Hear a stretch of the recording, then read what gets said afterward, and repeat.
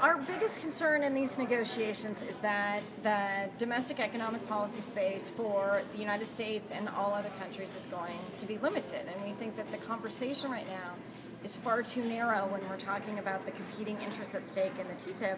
And what's not being discussed is that this really is a power struggle.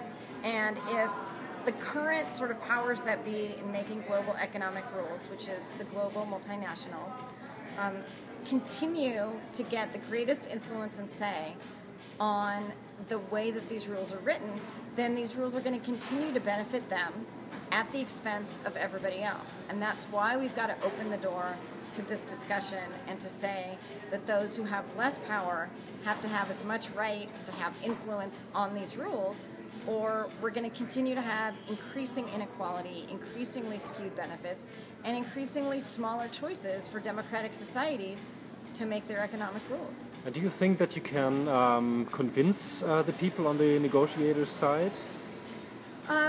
It's really tough, and I think for the U.S. negotiators, they don't show very much openness to new ideas and ideas that stray very far at all from the corporate agenda and the rules they've put at stake in the past. I think European negotiators may be slightly more open, not necessarily because they're better or worse people with better or worse intentions, but because in Europe you have a far larger role for civil society and social dialogue, and there is a tradition of tripartism and the fact that workers' voices and the voices of civil society must matter and must be at the table and part of the rulemaking process.